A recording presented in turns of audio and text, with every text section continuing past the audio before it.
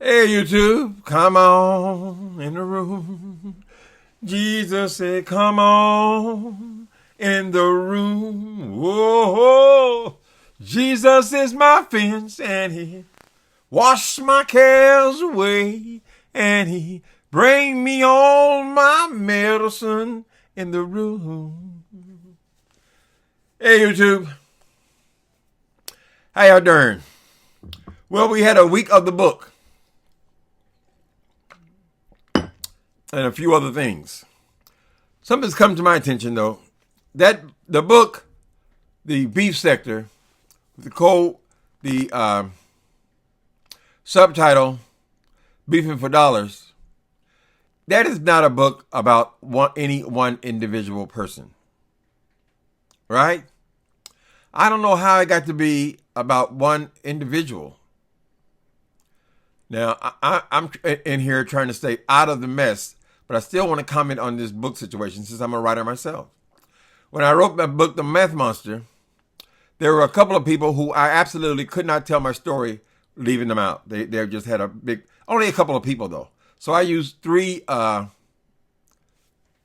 fake names. And I put in parentheses in the story, this is not the person's real name, right?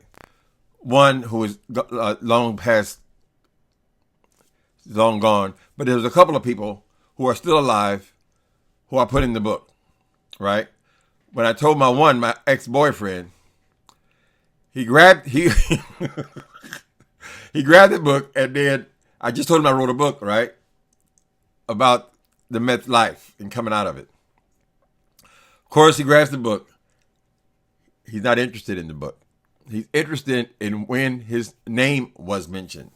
Now, as I said, it was a fake name.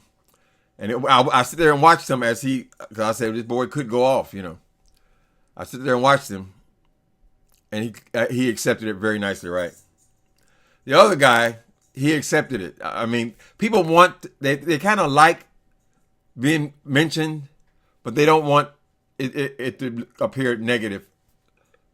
Make them appear negative. It shows them in a negative light, right?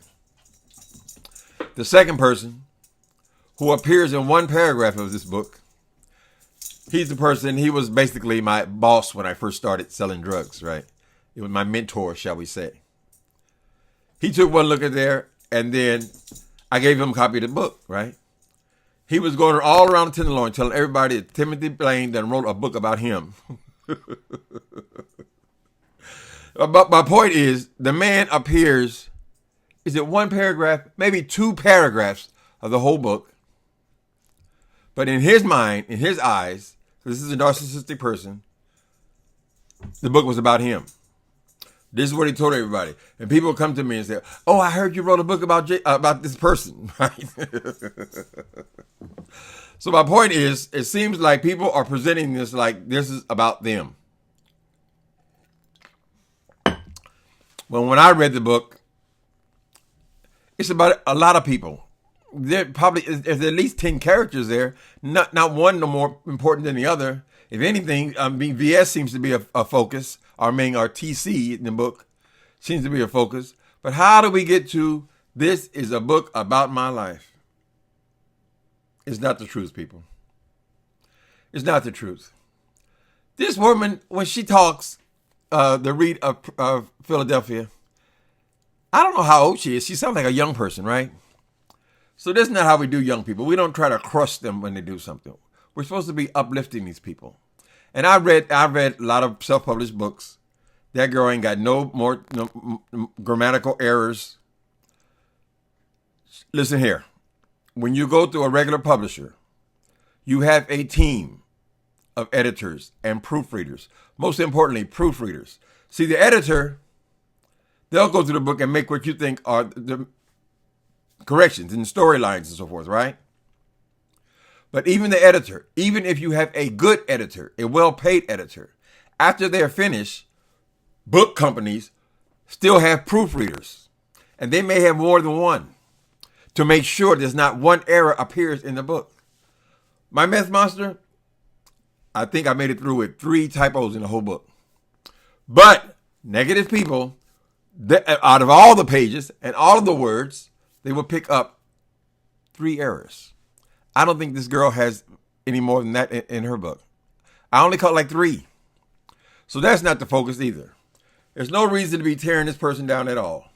And to say that it invades your property, that's bull. That's BS. Let me keep it clean.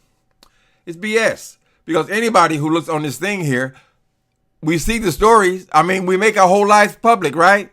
Our arguments, they're all public, right? All the doxing, all the information, it's all public, right? So anybody that can look on here can just look at the book. They're seeing the same thing.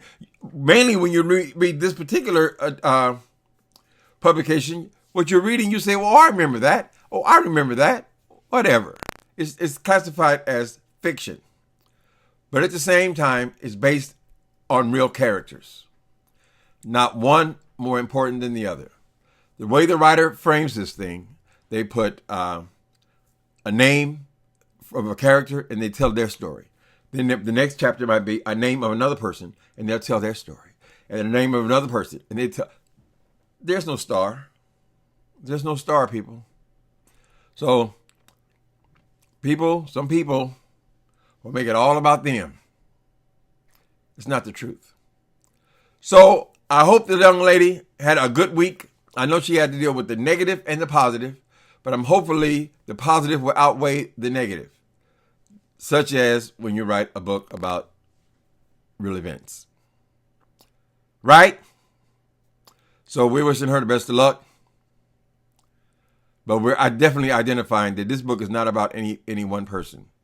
So all the hooping and hollering about my life, it's about me, it's not the truth. That's just about in that person's head.